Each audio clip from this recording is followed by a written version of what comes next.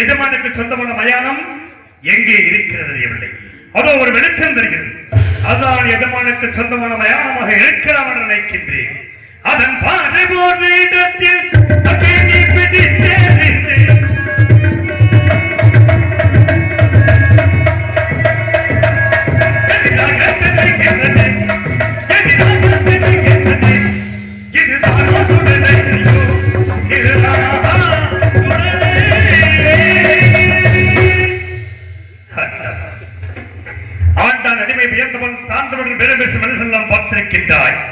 என்றுமே உறங்காத இடம் என்று கொண்டிருக்கிறது. அதையும் வாழ்விலை பார்த்துவிடு என்று என்னை இந்த மயானக்கரைக்கு அனுப்பி வைத்திருக்கிறாய் என்று நினைக்கின்றேன். ஏன் எனக்கு இந்த நிலையிலேவா? ஏன் எனக்கு இந்த நிலை? ஏன் எனக்கு இந்த நிலை? ஏன் எனக்கு இந்த நிலை?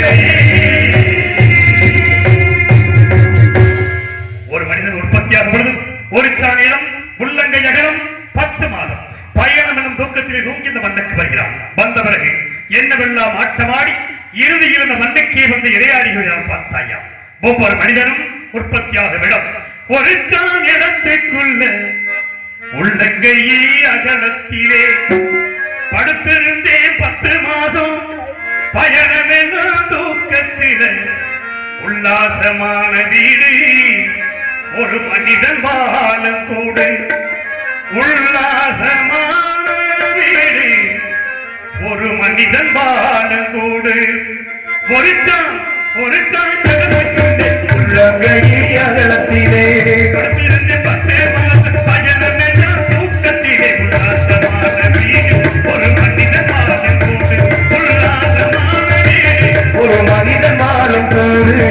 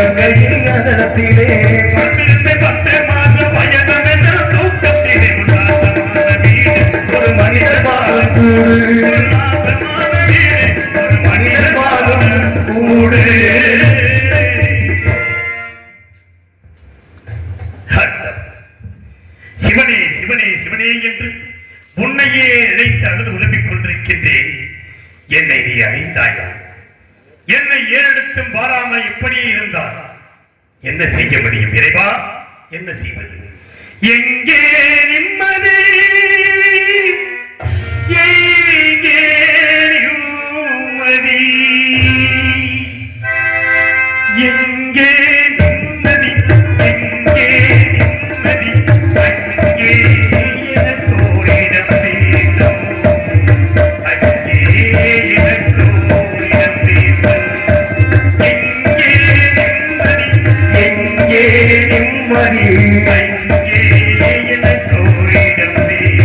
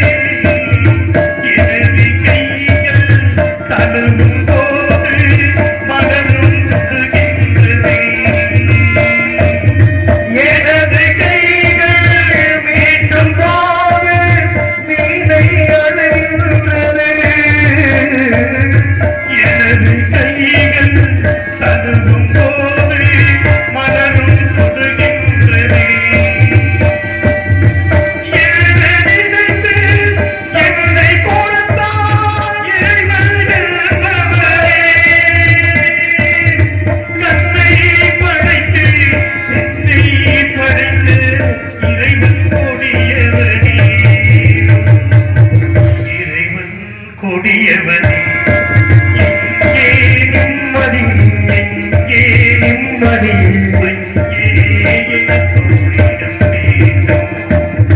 அங்கே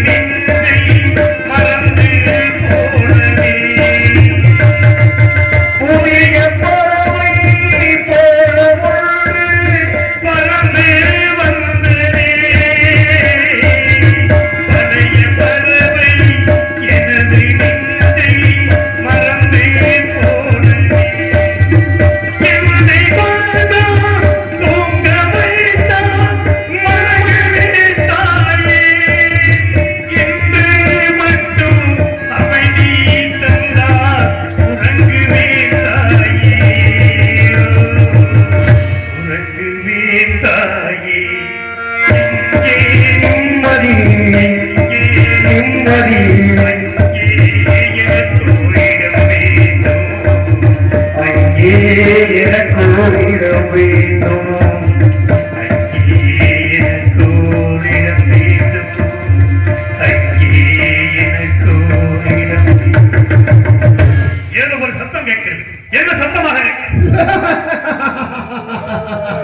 ஐயா, நாங்கள் எல்லாம் மயானத்தில் வாழக்கூடிய பேய்கள் ஐயா. எங்களை பார்த்து கிடுகிடு நடுங்கி உயிர் விட்டோர் எண்ணற்றோர். அப்படி இருக்கும் பொழுது எங்களை எதிர்த்து தவம் புரியும் சூராதி சூரரை போல் இருக்கிறீரே, நீர் யார்? எங்கு பிறந்தீர்? எப்படி வளர்ந்தீர்? உமது வரலாறு தான் என்ன?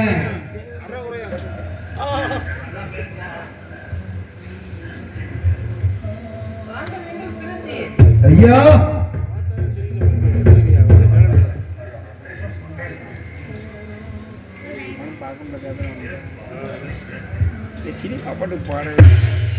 யார் தாங்கள்? ஐயா, நாங்கள் இந்த மயானத்தில் வாழக்கூடிய பேய்கள் ஐயா. பேய்கள்? எங்க எதற்காக வந்தீர்கள்? தங்களை பார்த்தவுடனே நாங்கள் உங்களிடம் அருகில் வர முடியவில்லை. நீங்கள் யார்? எங்கு பிறந்தீர்? எப்படி வளர்ந்தீர்? உமது வரலாறு தான் என்ன? என் கதையை கேட்க வேண்டுமா? ஆமையா. என் கதையை கேட்க வேண்டும் என்றால் மறைந்திருக்க வேண்டும். மரத்தின் கிளைகளோடு இலைகளாக மறைந்திருங்கள். என் சரித்திரத்தை கூறுகிறேன். எத்தனையோ தெய்வீக சிந்தனை மனிதர்கள் மறைக்கப்படும். இறைவன் அந்த பேய்களை வைத்து என் கதையை கேட்க வைத்திருக்கிறான். பேய்களிடத்தில் தான் என் கதையை சொல்ல வேண்டும் இருந்தால் அதையும் சொல்லுகிறேன். கவனமாக கேளு. பிறந்தது மண்ணில் இறப்பதற்கென்றே பேசிடும். பிறந்தது மண்ணில் இறப்பதற்கென்றே பேசிடும்.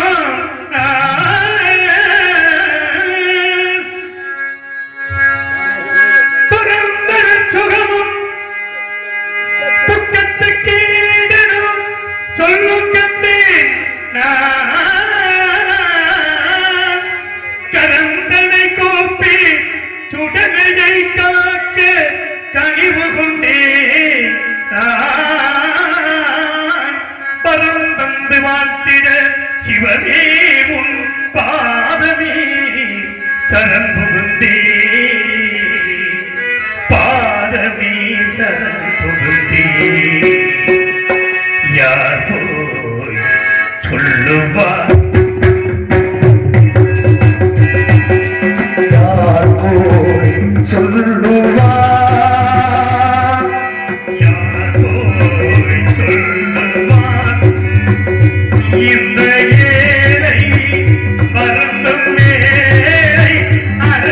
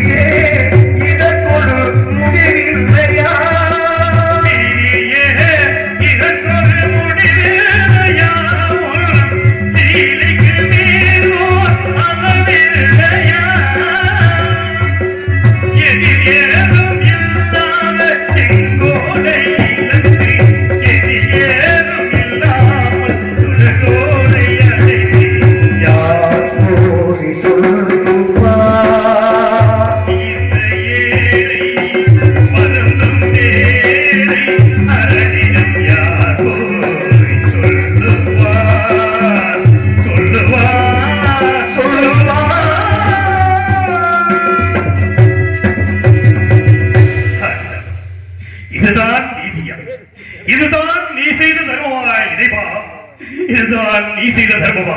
இது தர்மமா? ஈசா இது தர்மமா? ஈசா இது தர்மமா? ஜெகதீசா என்பே தர்மமா? வர்மமா ஆற்றுவிடம் பரவை விளங்கும் பேச்சில் விளம்பும் ஒருபடி ஒன்றும் தல்லறுப்புகள் அதை சந்திர பெயர் வள்ளல் வல்லுராயர் மன்னர் மன்னரே எனது ராசாங்கம் ஆனதும்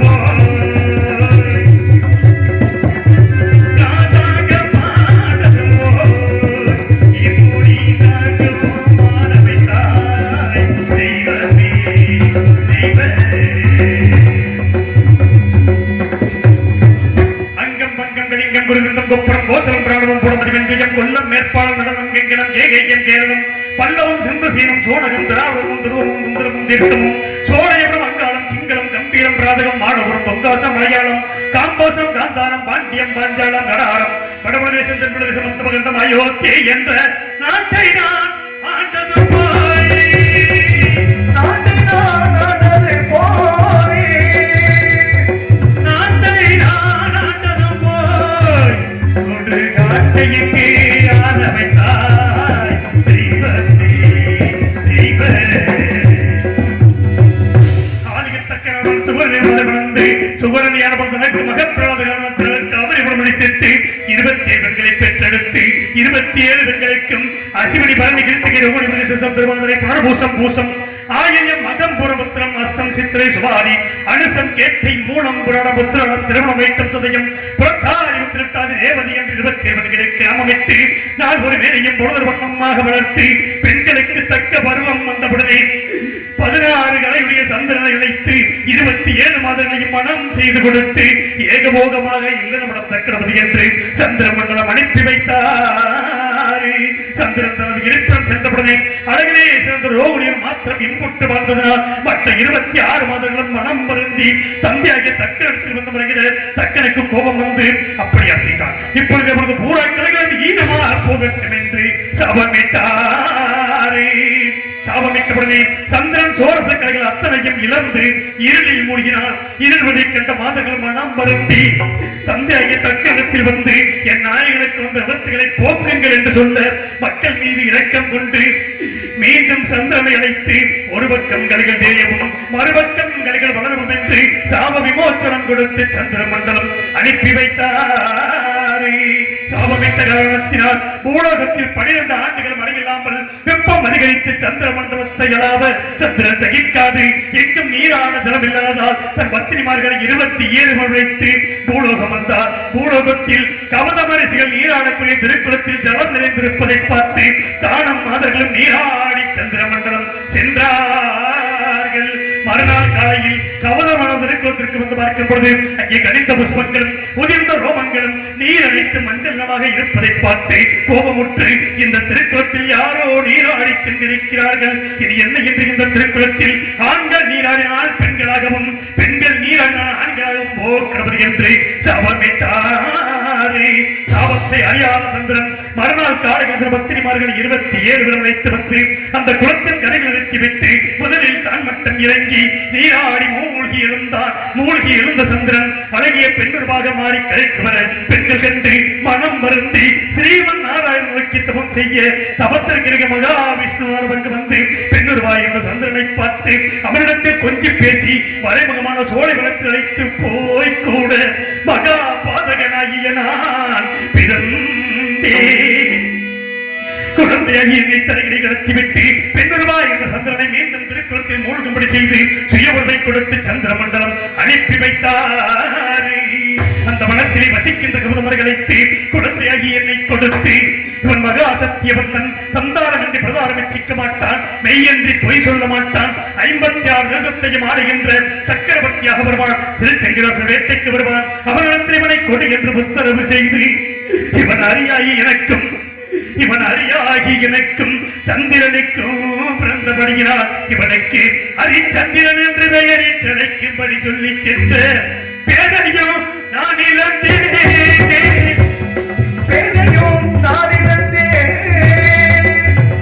சொந்த ஊரையும் நான்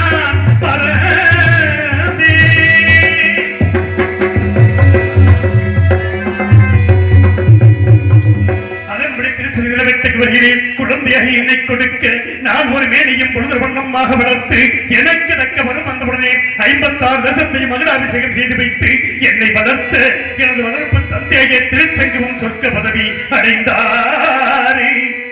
நான் நாட்டை நீதியோடு ஆண்டு வருவதற்கு களத்திலே செங்கோல் பிடித்தது போய் சவம் சுடுகோல் பிடிக்க வைத்தாய் தெய்வமே தெய்வ. நான் நாட்டை நீதியோடு ஆண்டு வருகிறேன். 2 யாத்திரைவாசிகள் வந்தார்கள். எங்கெங்கே சென்றீர்கள், என்ன விசேஷம் கண்டீர்கள் என கேட்டு கண்ணமா வருகிறேன். மனிதர்கள் மகன் சந்திரபதி மாலை சூடும் மங்கள சொல்ல அதே சமயம் சுயவர ஓடையும் வந்து சேர்ந்தது. உடனே ரதத்தை சுத்தப்படுத்தி கண்ணமாவரி புறப்பட்டு சென்று சுயவர மண்டபத்தை அடைந்து எனக்குரிய ஆசனத்தில் அமர்ந்திருந்து சந்திரமதியானவள் இரு கரத்தில் மாலை ஏற்றி என் முன் நோக்கி வர அவர் கழுத்தில் மாங்கல்யம் பளீர் பளீர் பளீர் என்றும் என்று எனக்கு கோபம் வந்து மனிதய மன்னனை அழைத்து, மன்னா ஏற்கனவே திருமணம் முடித்துக் கொடுத்தையும் அதுக்கு மீண்டும் சுயவரம் வைத்திருப்பது எங்களை எல்லாம் அவமானப்படுத்தவா என்று கேட்டேன். உடனே மனிதய மன்னன் மற்ற தேசத்தரசர்களை பார்த்து, இந்த ஹரிச்சந்திர மன்னன் என் மகள்களுக்கு மாங்கல்யம் இருப்பதாக கூறுகின்றானே, உங்களுக்கு எல்லாம் தெரிகிறதா என கேட்க மற்ற தேசத்தரசர்கள் எல்லாம் என்னை பார்த்து நகைத்தார்கள். ஆகாயத்தை நோக்கி ஆசிரி தோன்றி, அடே ஹரிச்சந்திரா, இவன் பிறக்கப்பட்ட மாங்கல்யத்தோடு பிறந்தவன். இந்த மாங்கல்யம் யாருடைய கண்களுக்கு பொன்னுருவாக தெரிகிறதோ அவன்தான் இவளை வணக்க தகுந்தவன். இது உன்னுடைய கண்களுக்கு பொன்னுருவாக தெரிந்தபடியினால் நீயே மனம் செய்து கொள், சந்தேகப்பட வேண்டாம் என்று சொல்ல நான் ஆனந்த சந்தோஷத்தோடு சந்திரமதியை மாலை சூடி கோசலை நாட்டுக்கு அழைத்து சென்று நாங்கள் சந்தோஷமாக வாழ்ந்த காலத்தில் எனக்கு ஒரு ஆண்மகனை பெற்றெடுத்தார். ஆண்மகன் பிறந்து விட்டான மகிழ்ச்சியில் 7 நாட்கள் களஞ்சியத்தை திறந்து வைத்து அள்ளி செல்லுங்கள் செல்லுங்கள் என்று சொல்லி மேலும் வேதபராயணங்கள் போதி நான் பெற்ற மகனுக்கு லோகிராசன் என்று பெயரிட்டு தேவர்கள் எல்லாம் கூடி தேவராசன் என்று பெயரிட்டார்கள். அப்பேற்பட்ட புத்திரனை மறந்தேனே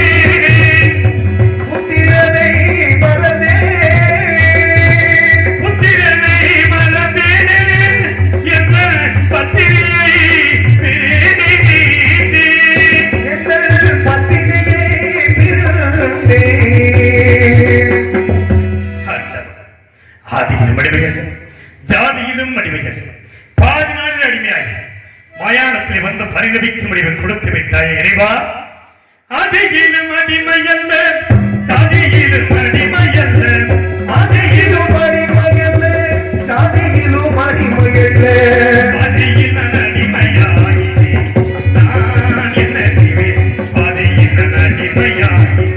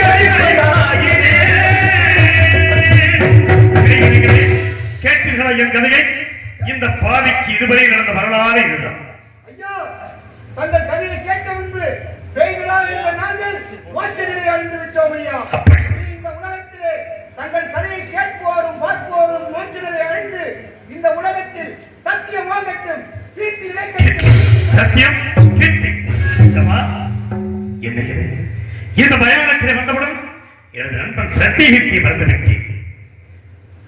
ஆஹா, பேய்களை வைத்து என்கிறதை கேட்க வைத்திருக்கிறான் என்று மனதில் கவலையோடு இருந்தேன். ஆனால் எனது நண்பன் சத்தியகீர்த்தியை நினைவுக்கு கொண்டு வருவதற்காகவே இறைவன் பேய்களை வைத்து என்கிறதை கேட்க வைத்திருக்கிறான். அன்பா, எங்கே இருக்கிறார்? உன்னை எப்படி காணப்போகிறேன்? உன்னை எப்படி பார்ப்பேன்? பச்சை கிளியானா பறந்தே நான் தேடுவேன், பாடி வரும் பச்சை கிளியானால் பறந்தே நான் தேடுவேன், பாடி வரும் திங்கள் தேரேறி ஓடுவேன். சிந்தை வாடலானே, சிந்தை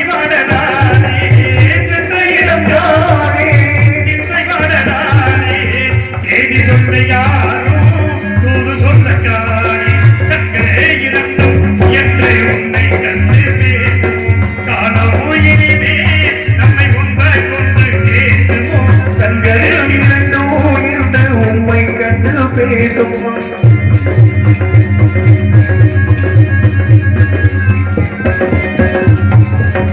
என்ற இடம் யாவோ நிழல் போல தோணுதே, அன்று சொன்ன வார்த்தை அலை போல போகுதே. சென்ற இடம் யாவும் நிழல் போலே தோணுதே, அன்று சொன்ன வார்த்தை அலை போலே போகுதே. மன்னன் நான் இங்கே, மந்திரி இங்கே, மன்னன் நான் அருகே மந்திரி இங்கே, காணாமல் நானும் உயிர் வாழ்ந்தது இங்கே. கண்கள் இரண்டும் என்று உன்னை கண்டு பேசுவோம், காலம் இனிமே நம்மை ஒன்றை ஒன்று சேர்க்குமோ. கண்கள் இரண்டும் என்று உன்னை கண்டு பேசுவோம்,